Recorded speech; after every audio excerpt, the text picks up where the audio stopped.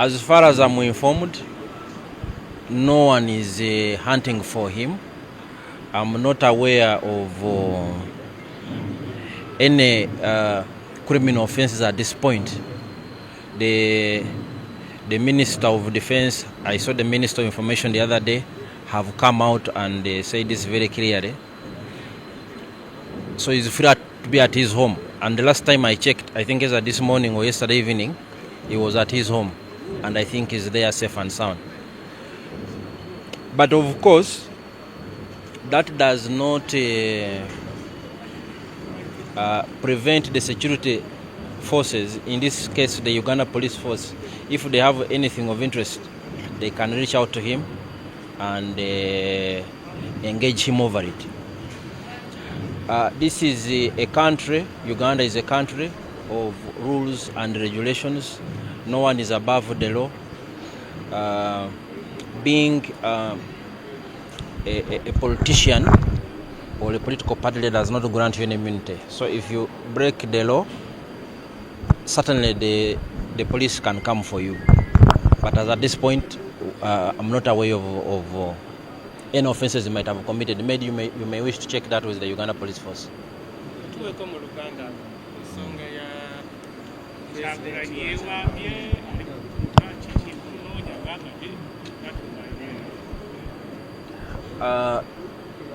Kyagulanyi ye mwenyini nzize ndaba nga posisi z'akola abadde atambula mu biseera bino wona wayagala kuva bamala kampeyini abadde mu maka ge ne bwenkebeddeko ku makya luno ndinga nalabye ng'ali mu maka ge, so kiraga nti ali free. Baba mwetaaga bamanyi omusanga police in this case, naye nga ffe nga Updf tetulina kiki kyamaanyi kyetumunoonyezaako ku ssaawa zino.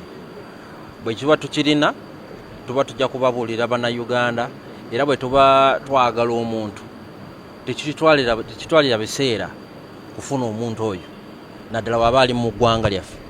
Obuyinza tubulina, tusobola kunoonya ne tukufuna, naye ndowooza ali a free Ugandan at this point, era ali mu maka ge. Honorable Minister and the Permanent Secretary responded to this very issue in the committee sitting. The Kololo grounds, even for government agencies and ministries who apply to use it, pay.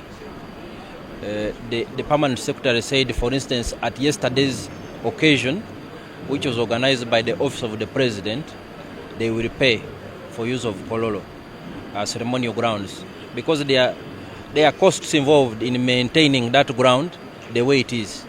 And if you notice, it has been improving over the years. Number two, the grounds are open to any individual, entity or group, but is subject to some conditions. This is a transaction which ordinarily takes place between the Minister of Defense and whoever is applying to use the grounds. So in some cases, or in all cases, there are some conditions that in order for you to use the ground, you must fulfill the following conditions. And if you oblige and agree with the service provider, in this case the Ministry of Defense, they hire you the grounds. So it is some kind of a negotiation on the terms and conditions of use. And when both parties agree, you use the grounds. No Honorable Minister of Defense agizeemu mu committee ne PS. Buli akozesa ekisaawe ekyo applying to the Minister of Defense, lwakoyo wa custodian. Minister of Defense nebawa conditions, terms of use. Bw'oba ozisobola zifulfiringa nga bakikuweereza ng'osasula ng'okikozesa bw'omala ng'ogenda n'omulala bw'atyo. And it is asoose yasooka era kufuna omukisa gw'okukikozesa. Enkola bw'etyo bwe badde etambula. Delegates conference. Babagana ndowooza in charge wa estates Minister of Defence yawe ensonga lwaki tebabaweereza era mansuubira nti nga gwe munnamawulire wagoberera ensonga Minister of Defence waliwo omuntu akulira estates Minister of Defence ensonga gye yawa yali ki bwaba kugambye tosobola kikozesa ku luno wabeerawo ensonga era n'ennyonnyolwa bulungi.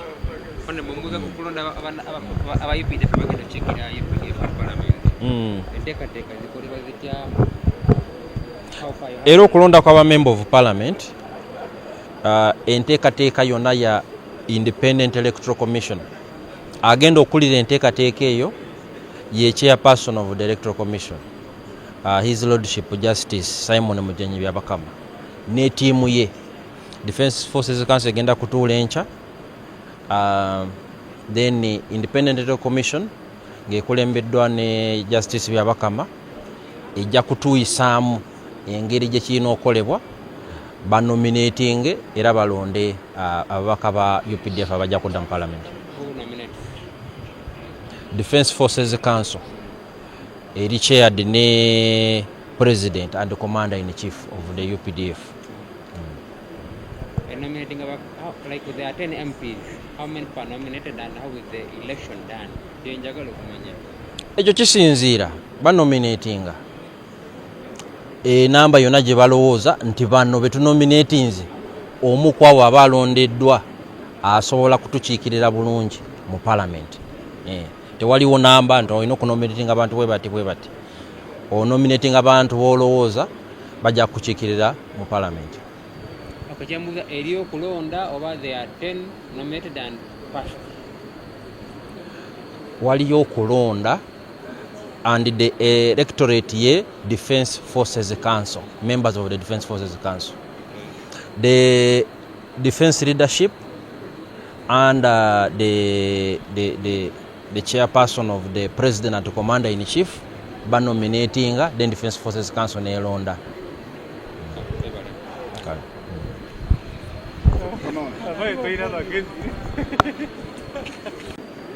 All Ugandans should know that through the strategic leadership of President Museveni, the intervention to enhance salaries of all security agencies, the personnel, the army, UPDF, where I preside over, was adopted, and initial stages has been completed. They got the first enhancement from the low pay to not where we want, and then I think another increment was supposed to have been in this financial year. We are yet to get explanation why from Minister of Finance, why they have not given the money to us, but that was all approved. The approval is going to be in phases. That is very clear. It won't be all at the same time. But we are also sure, you are all aware that there are other pressing issues, but the issues of welfare of officers from the private to the general and the police and prisons were all concluded and adopted as government through the leadership of President Museveni. He gave us guidance, and we as the line ministers headed by the Prime Minister, we harmonize that with the finance. So I may not know at this point why finance did not release all the money. So I need to refer you to finance, but also if you get me another day, I will be able to have information why all the monies were not released for this financial year. We are almost midway, and we can't say they won't release. We are not closing financial year yet, but we are still hopeful that the money will come and can be with some areas to those officers. We really want these officers to be motivated, to be healthy, to be paid well, so that the economy has improved and should be able to be evident in all sectors. Being an armed officer is not a crime. They do a great thing, they do a great job for us, the UPDF and the Uganda Police. Yes.